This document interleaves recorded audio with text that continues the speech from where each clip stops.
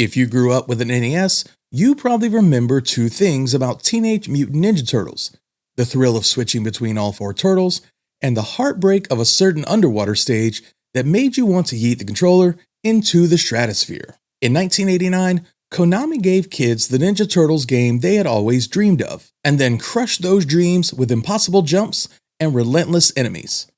But behind the rage quit memories is a deeper story about a toy and TV phenomenon crossing over to video games at exactly the right time. It's a story of bizarre design choices, Konami's clever licensing strategy involving a shell company called Ultra Games, and a global hit that sold millions. Today, we're going deep on the NES classic that broke a million kids, how it happened, why it plays the way it does, and how its legendary difficulty created a gaming legend. The year is 1989, and Turtlemania is an unstoppable cultural force.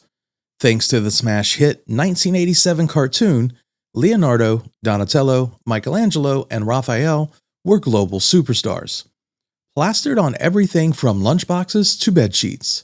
So when Konami announced a Teenage Mutant Ninja Turtles game for the Nintendo Entertainment System, it felt like a dream come true. The game hit Japan first in May, under a slightly different title, and then landed in North America in June of 1989. It arrived under Konami's Ultra Games label. Why the different name? Nintendo of America had a strict rule at the time, limiting third-party publishers to just 5 game releases per year to prevent a flood of low-quality titles. Konami, a prolific developer, created the Ultra Games shell company as a clever way to bypass this restriction and double their output. Kids tore open the box and were greeted by a striking cover art that was pulled directly from an issue of the original grittier Mirage Studios comic book. It showed all 4 turtles wearing identical red bandanas, a hint that the game might not be the lighthearted cartoon romp they were expecting. The game was a commercial juggernaut, selling over 4 million copies worldwide and becoming one of the best-selling third-party games on the entire NES platform. The premise was simple and pulled straight from the cartoon's universe. The Shredder has kidnapped the Turtles' friend, April O'Neil, and is also in possession of the Life Transformer gun, a dangerous device that could reverse Master Splinter's mutation. The stage was set. We were ready to be heroes. We had absolutely no idea what we were truly in for. The game presents itself as a side-scrolling action platformer with an overhead map. But its most unique feature was the ability to switch between all 4 turtles at any time. This wasn't just a cosmetic choice. It was the absolute core strategic mechanic of the game. Each turtle had their own dedicated health bar, effectively giving you 4 lives to work with. Understanding their distinct weapons and abilities was the very first step to survival. Leonardo and his katana were the balanced, all-around option, a reliable choice for most situations. Michelangelo's nunchucks were quick and could hit enemies multiple times, but they lacked any significant range. And then there was Raphael. His twin Sai were lightning fast, but had almost zero reach, forcing you to get dangerously close to enemies. Choosing Raph was like playing the game on an unofficial hard mode, a high-risk, low-reward character for most of the journey. But then there was Donatello. In the world of this game, Donatello was a god. His bow staff was an absolute powerhouse with incredible reach, capable of striking enemies from a safe distance, sometimes even through walls. His damage output was significantly higher than the others against most enemies, making him the undisputed king of the game. Keeping Donatello alive wasn't just a good idea, it was the key to everything. Losing him early often meant a slow, inevitable defeat. The game design was deceptively clever, lulling players into a false sense of security from the moment they press start. It begins with a straightforward mission: rescue April O'Neil. The first area has you navigating the streets and sewers to find her. The overhead map shows you where to go, and you face off against basic foot soldiers and rolling steamrollers that flatten you instantly. You eventually find April in a building, held hostage by Bebop. After a few hits, Bebop flees, and you chase him and his partner Rocksteady through another sewer and into a final warehouse. The boss fights against Bebop and Rocksteady feel like standard 8-bit encounters. They have simple, predictable patterns, and with Donatello's reach, they go down with little trouble. The first area feels like a standard, if lightly clumsy, licensed platformer. The objectives are clear, the enemies are manageable, and the sense of accomplishment Feels earned. The initial taste of success was a crucial part of the experience. It made you feel like the hero you were expected to be, fresh from watching the Saturday morning cartoon.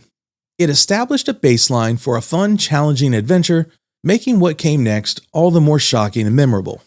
The game's true punishing nature is revealed in Area 3, a level that has become a legend in gaming history, the underwater dam. This is the moment for a lot of kids when the experience transformed from a fun romp into a waking nightmare. And it's the primary source of the game's infamous reputation. The mission is to disarm 8 bombs planted in the dam, but you're throttled by a suffocating 2-minute and 20-second time limit. What made it so legendary wasn't just one thing, but a perfect storm of punishing design choices. The ticking timer induced a constant state of panic. The maze-like underwater passages were intentionally confusing, forcing you through a disorienting labyrinth with no map. And to top that off, the entire area was filled with electrified seaweed and other hazards that constantly drained your health. Combined with floaty, imprecise swimming controls, the level felt unfair and nearly impossible. This stage became the Great Filter, the point where countless players gave up forever. It forced desperate strategies, like sacrificing the weaker turtles just to clear a path through the deadly seaweed fields, cementing its status as a digital rite of passage for an entire generation of gamers. For those who somehow survived the dam, the game didn't get any easier. It just got weirder. The design took a sharp turn away from the familiar world of the cartoon, throwing players into awkward overhead driving segments in the turtle van and pitting them against a host of bizarre enemies.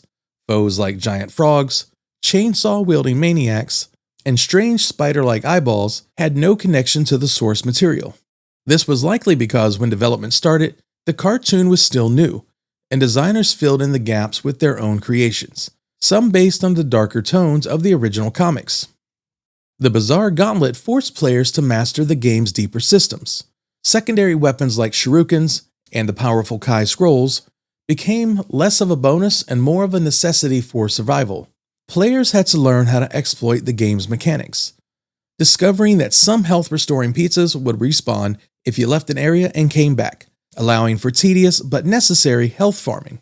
The experience shifted from being a fun action game based on a beloved cartoon to a grim war of attrition, demanding a level of patience and strategy far beyond what anyone expected from a children's game. The final level, the Technodrome, served as the ultimate test of a player's resilience. It was a culmination of every challenge that the game had thrown at them. Brutal platforming, relentless waves of the game's toughest enemies, with no map to guide you. There are no item respawns here. You only have what you brought with you. It was the final, grueling exam on everything you had learned about the survival in this punishing world. The final confrontation with Shredder was emblematic of the game's quirky design. He seemed like an impossible final boss. Upon his defeat, players were rewarded with a scene few ever saw. Splinter being restored to his human form, Hamato Yoshi, followed by a celebratory pizza party. It was a bizarre ending that didn't quite align with the cartoon's lore, a fittingly strange reward for conquering one of NES's most difficult challenges. So what is this legacy of the Teenage Mutant Ninja Turtles on the NES? Commercially, it was an unqualified success that helped cement the Turtles' place as a pop culture phenomenon, but its enduring legacy is tied to its brutal and at times bizarre design. The debate still rages today. Is it a genuinely bad game, or just misunderstood one? While its difficulty is punishing and some of its mechanics are undeniably clumsy, there is a legitimate layer of strategic depth. Managing your 4 turtles' health bars like a shared pool, knowing when to switch characters, and mastering Donatello's incredible power are all part of a complex system that rewards dedicated players. It was one of the earliest truly successful licensed games, paving the way for a flood of Teenage Mutant Ninja Turtles titles that would follow, including the much more forgiving and accessible Teenage Mutant Ninja Turtles 2, the arcade game, which was a port of the popular arcade beat-em-up. Ultimately, this game is more than just a piece of software.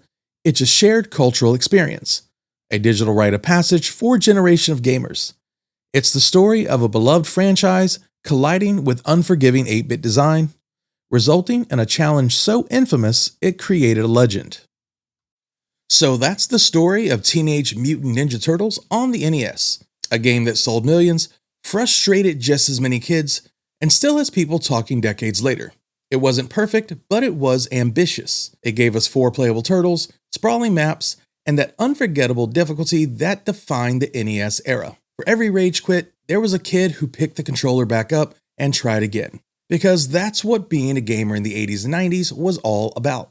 I'd love to know, what's your most vivid memory of this game? Was it braving the sewers, finally reaching the Technodrome, or maybe losing your last turtle to a random foot soldier on the overworld? Share your stories in the comments below because I always enjoy reading them. If you enjoy this dive into retro gaming history, be sure to hit that like button and subscribe for more deep dives. And check out the playlist for other classics like DuckTales, Darkwing Duck, and my full breakdown of Capcom's Disney era. And as always, keep on gaming.